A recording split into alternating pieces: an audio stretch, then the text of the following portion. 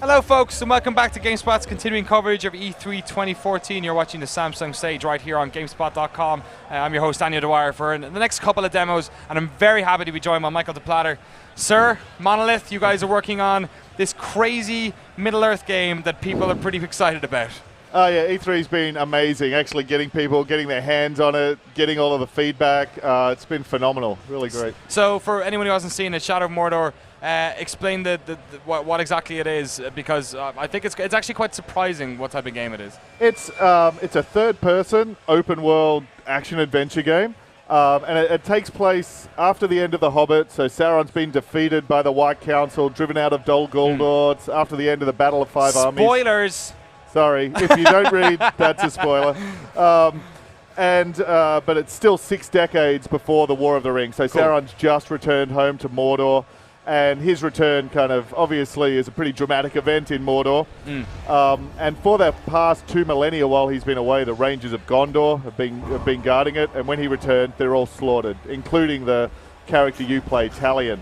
But then you're resurrected by a spirit of vengeance that's also awakened by Sauron's return and has a very sort of deep, ancient grudge against Sauron. And yes. Together the two of you kind of head behind enemy lines to take on the Dark Lord's forces. And that's what we saw in some of the CG trailer that you released as well. We're looking at a trailer right here, actually. So tell us a little bit the main character. He's kind of like half wraith, half warrior.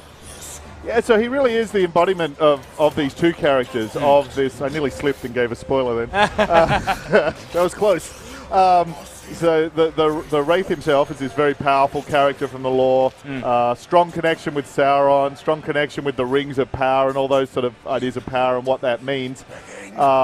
Whereas Talion is someone who effectively has been cursed by being bound to this Wraith. So He begins the game very much in the same situation as the player. He's unsure of why it is. He doesn't understand why he's not dead, why he hasn't been allowed to find peace in death.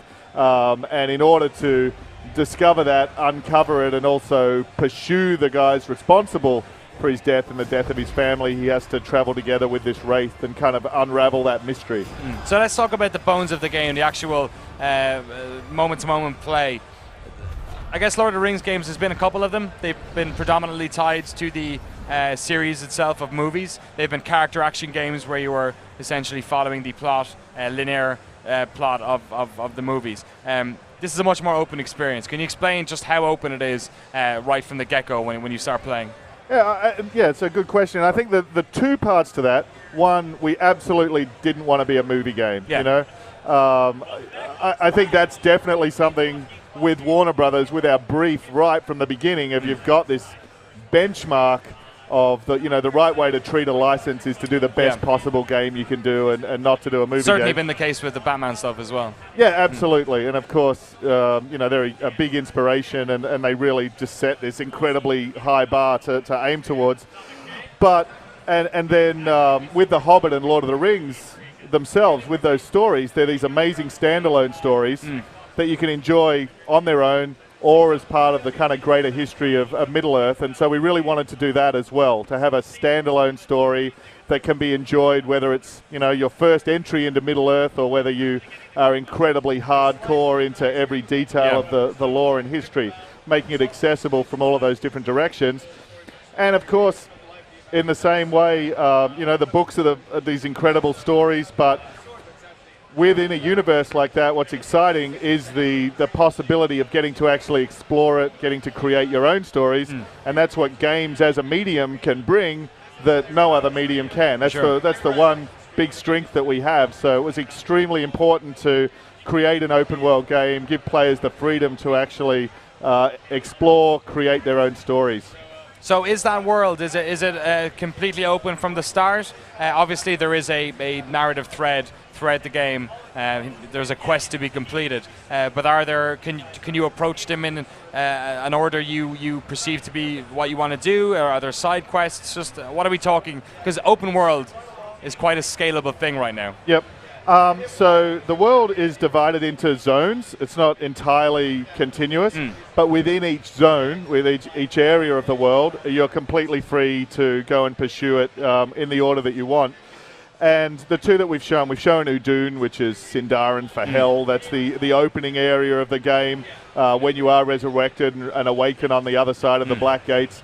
And then here at E3, we're also revealing the Nirn, which is another region that's many sort of hundreds of miles deeper into Mordor, behind enemy lines, and is a very sort of different area of Mordor, much more lush and so on.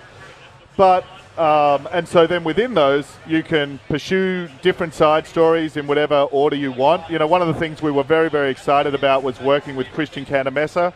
So he's the lead writer, lead designer on Red Dead, and that inspiration of having these amazing characters and side stories that you can meet within the world, and you can go and pursue those. So even, you know, the main story path's not linear.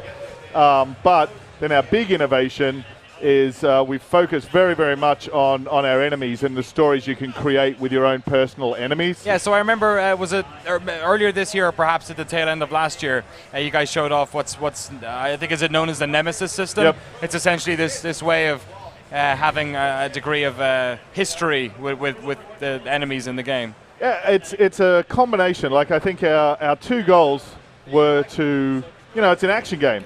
And so much of what defines what you do in an action game is your interaction and combat and contesting against your enemies. And yeah, here they are. So at the bottom end, we didn't want to have generic cannon fodder because there's only so much of that you can do before it gets tired. So we wanted to make every enemy you encounter represent a possibility for all sorts of things that could happen, whether you can interrogate them to get information, bend them to your will, create missions, they can defeat you. You know, so every encounter can have the seeds of all sorts of possibilities and stories. And then at the other end, the bosses, the ultimate bad guys that you're going to have a personal grudge with, we wanted to make that personal. So these guys are going to grow, they're going to remember, they're going to gain their own skills. They're actually living within the sort of the open world, pursuing their own missions. And so as they interact with you as the player, you're building up these stories.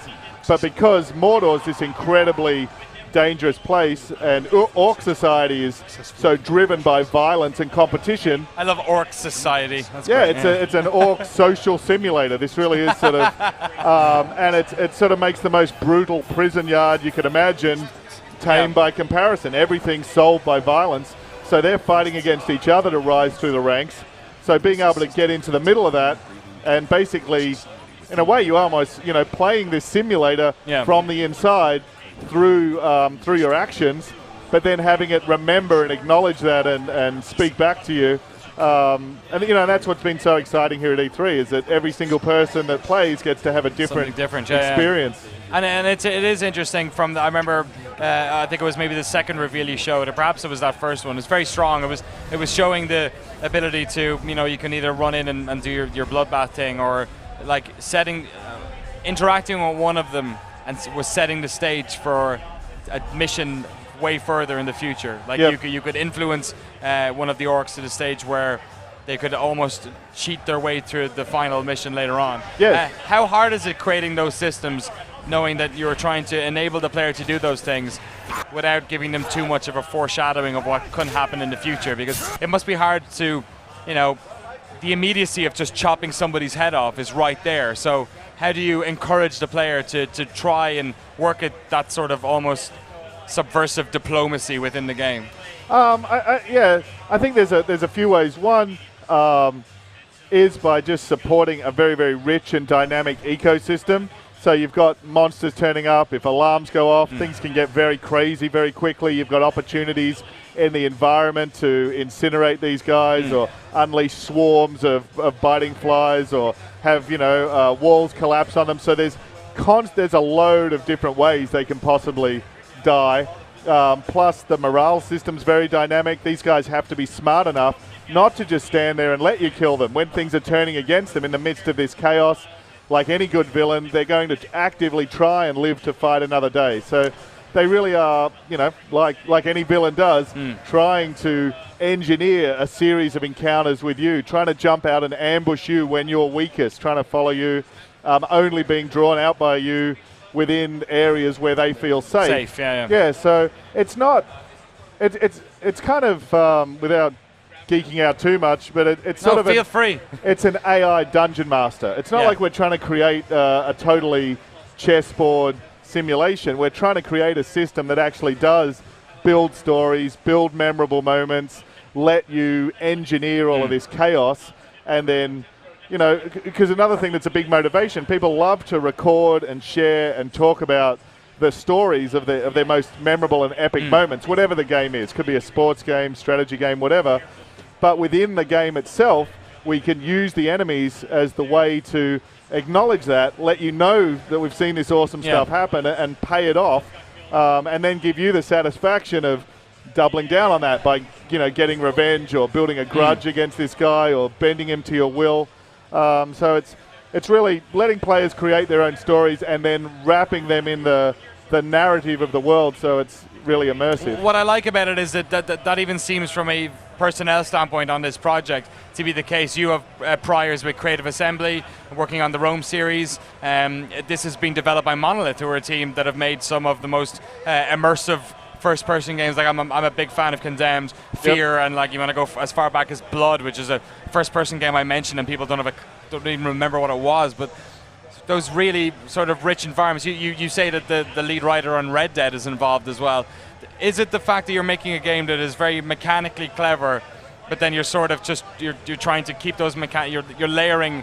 It's almost like that marriage of art and technical that's happening. Exactly, yes. Because this game for you and for a lot of those guys, it's a third-person action game, so it's kind of not necessarily in your safe zone either.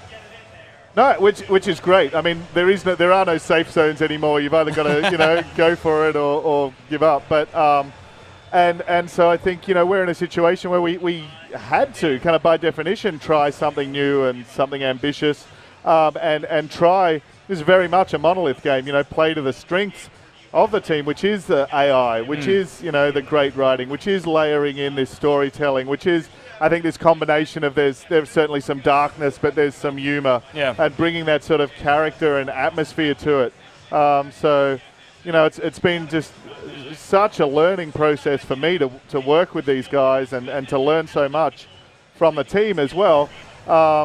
And then also, I think, be able to bring some influences from even other genres. So, sports games and strategy games, which are games about making systems to create and tell a story. And when we can put those two things together, to have these systems, but then to have that flavor and that kind of visceral action and that humor and that atmosphere, and hopefully try to kind of bring all that together, that's create something that I think is pretty unique. Awesome. Michael DePlatter, thank you so much. Thank you. Can you, for the folks at home one more time, could you let them know when it's out and on what platforms? Absolutely. So Shadow of Mordor is coming out on October the 7th, and it's going to be on PlayStation 4, Xbox One, PC, Xbox 360, and PlayStation 3. Bam! I got a lot of work to do. Yes, indeed. Nice. Go back and do it. Well, actually, there's a lot of guys there right now doing that work. So. All right. I hope they're enjoying this stream and taking a little bit of a break off. Michael, thank you so much for joining us. Thank you. We got a bunch more stuff left up here on the Samsung stage. I know Codename Steam's up and Nosgoth, but we got a CNET check-in. I'm guessing it's Ashley. It might be Jeff Baccalar. We'll find out in just a second.